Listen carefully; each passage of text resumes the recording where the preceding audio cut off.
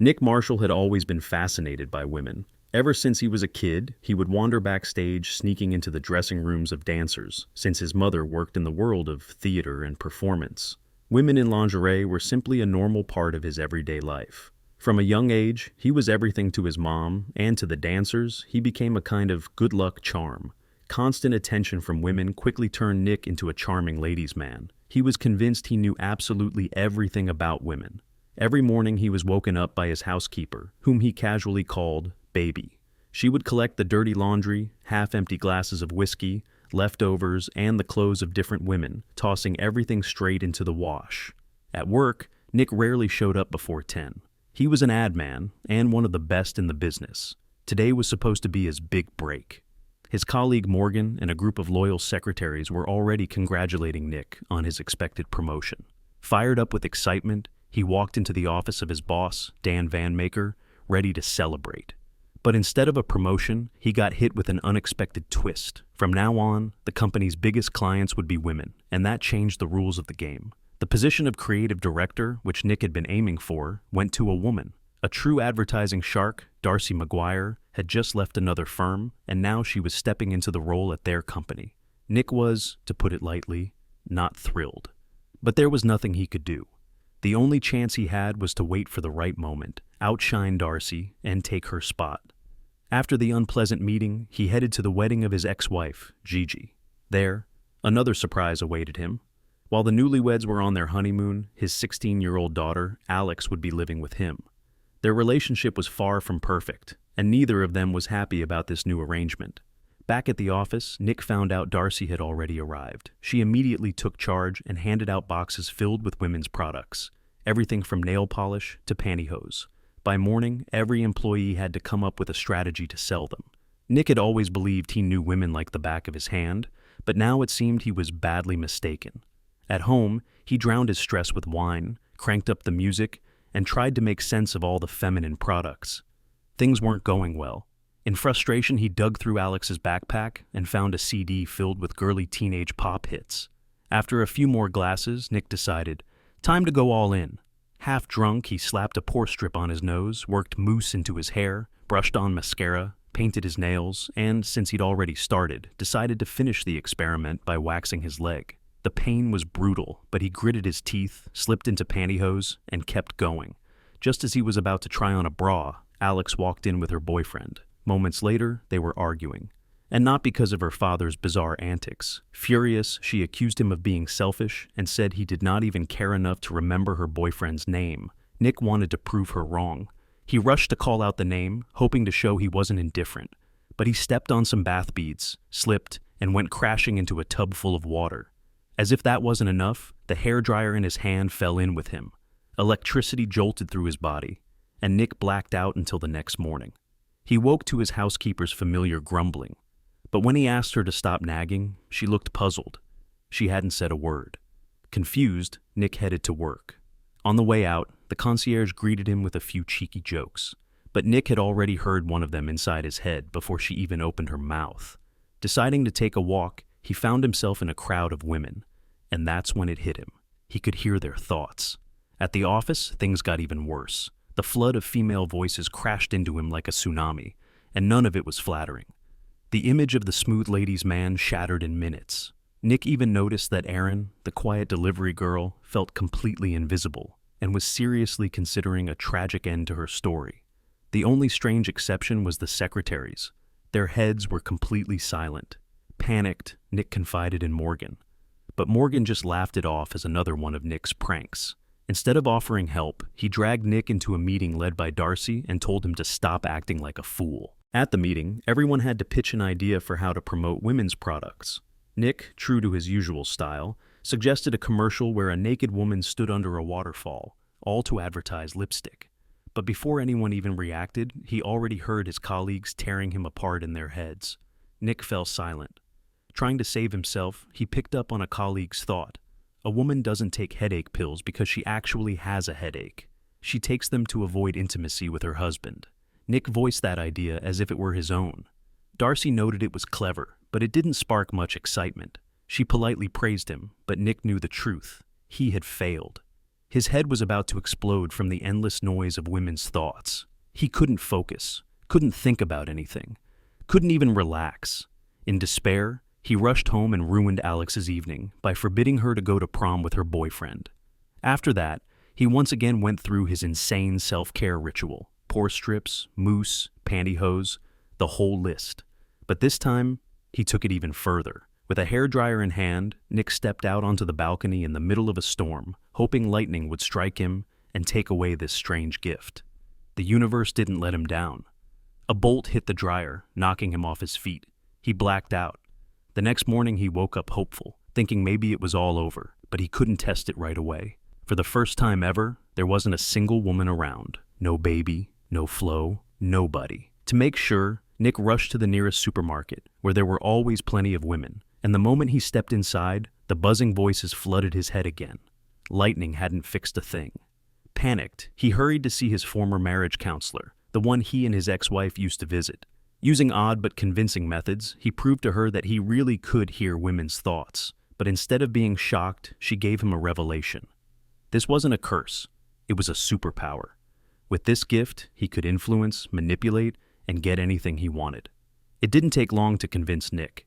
He immediately decided to use it, starting with Lola, the barista who always kept her distance. She was secretly in love with him, but long ago had given up on any chance they had. Now, knowing exactly what was in her head, Nick said everything she wanted to hear. Before long, a date was set. At work, Nick was performing miracles. Former skeptics now melted under his gaze. One woman even thought, "I always considered him a soulless jerk." Nick's male ego skyrocketed, and his new target became Darcy. He wanted to push her out of the company. By reading her mind, he discovered Nike was looking for a new ad agency. This was the dream contract, and Nick was determined to get it. But Darcy warned him. The campaign had to target women, and the presentation had to be flawless. Nick assured her he was the man for the job, better than any woman alive. During a brainstorming session, he read Darcy's thoughts and voiced them before she could. She was impressed. At home, Alex and her friends weren't thrilled to have Nick around, but he quickly found common ground, promising to take his daughter shopping for a prom dress. That evening, Nick went on his date with Lola. Everything was going perfectly until they ended up at her place.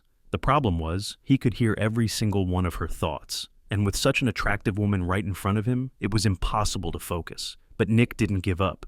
He listened carefully and fulfilled her every hidden desire. The result? Fireworks. Lola was blown away, thrilled, and for the first time Nick realized what it meant to truly satisfy a woman. Obsessed with landing the Nike contract, he used his power everywhere, tailoring every word to what women wanted to hear. Even those who used to scoff at him were now enchanted. But then something unexpected happened. Working side by side with Darcy, he began to admire her. She was smart, creative, a true professional. Instead of stealing her ideas, Nick started building on them, thinking with her. Together they produced the best campaigns the agency had ever seen. And Darcy started looking at Nick in a whole new way. They started staying late at the office together more and more often. Conversations flowed easily, effortlessly. Nick's relationship with Alex was improving too. The ladies' man was finally becoming a real father, not just some adult roommate sharing the apartment. He even went with her to pick out a prom dress, trying to be present in her life. But during the fitting, Nick caught a thought that turned his stomach upside down. Alex had decided she was going to sleep with her boyfriend after prom. Trying to act like a responsible parent, he sat her down for a serious talk. But Alex quickly shut him down. She told him her mom had already explained everything, and his last-minute attempts to play the caring dad weren't needed. That evening, frustrated, Nick sat in front of the TV, flipping through channels with a dark expression. Then Darcy called. Acting on impulse, he invited her out for a drink. Over cocktails, she opened up about her divorce. That was the real reason she'd had to leave her old job. She and her ex-husband had worked together, and after the breakup, it became impossible. The night ended with a kiss, and though for a moment Darcy wanted to invite Nick back to her place, he accidentally cut her off and left, completely missing the hint. When he returned home, he was met with an unexpected visitor. Lola showed up. For 6 days, she hadn't been able to find peace, wondering why Nick hadn't called her. A storm of thoughts had been spinning in her head until she finally decided the only explanation was that he must be gay. To her, That was the only way to explain how a man could understand women so deeply. In her mind, she begged, "Just admit it, and then I can live with it." Nick, seeing an easy way out of the situation, confirmed her suspicion. Lola left, finally at ease. Back at work, he once again picked up on Erin's thoughts. The poor girl still felt invisible. Out of curiosity, Nick asked the secretaries about her and learned that once upon a time, this quiet young woman had dreamed of being a copywriter. She had even sent her resume to their agency, but it was rejected without a second thought. And the person who had rejected it was Nick himself. Later that same day came the long-awaited presentation for Nike. Darcy insisted that Nick be the one to deliver it. Despite all his attempts to tell everyone the core ideas belonged to her, she refused the credit. She believed in him, and she was right. The presentation was a smashing success, and the clients were completely blown away. That night, Nick couldn't find peace. His conscience wouldn't let him sleep. He started writing a confession to Darcy, admitting he had stolen her ideas, but he couldn't bring himself to send it. At that very moment, she came over herself and invited him to see her new apartment. They spent the evening together and grew even closer. And then came the blow, like being hit head-on. Nike had signed the contract, but Dan fired Darcy. Nick was in shock, insisting the success was thanks to her, but Dan wouldn't change his mind. Determined to fix everything, Nick set out to tell the truth. But on his way, he ran into another problem. Erin hadn't shown up for work and left no word behind. A heavy sense of dread grew in his chest.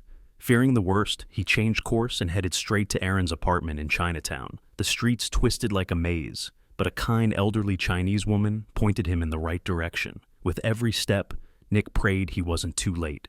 Suddenly, lightning struck a nearby transformer. Sparks flew, wires cracked, and something inside him shifted. He couldn't explain it, but he felt it clearly. When he reached the apartment, the door was slightly open. Inside, he saw an empty pill bottle on the table and a farewell note. Fear gripped him, but then Erin appeared from behind, clutching a tennis racket, ready to fight off an intruder. After a few words, Nick realized with shock, his gift was gone. His head was silent. For the first time in so long, there was absolute silence. Wasting no time, he got straight to the point. He offered Erin the chance to finally become a copywriter, to give her the opportunity she had once been denied because of him. Stunned, she gratefully accepted. The rest of the day, Nick desperately tried to reach Darcy, but her assistant Tanya kept brushing him off. Then his ex-wife Gigi called. Alex had cried all night and had been calling her over and over. She was hurt, devastated. Without hesitation, Nick rushed to the prom. Alex had locked herself in the bathroom and refused to come out.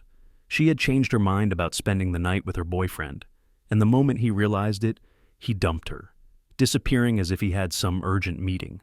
Alex felt humiliated and abandoned, like she wanted to disappear. Nick reassured his daughter she had done the right thing. After a long talk, he calmed her down and drove her home. Exhausted, Alex fell asleep while Nick faced another sleepless night. He couldn't stop thinking about Darcy, and he knew he had to make things right. That night, at her door, he told her everything. How he had used her ideas, how he had planned to push her out of the agency, how he chased success and forgot his conscience, and how, somewhere along the way, he had fallen in love. Nick had never been the type to admit his mistakes or open his heart, but now he stood before her, asking her not only to return to the agency, but to him. Darcy looked into his eyes and saw the sincerity there. For the first time, he wasn't trying to charm his way out or twist the truth. He had changed, and right now, he needed saving more than anyone else. And because she loved him, she forgave him, leaned in, and kissed him. Nick kissed her back without hesitation. The moment everything had been building toward had finally come.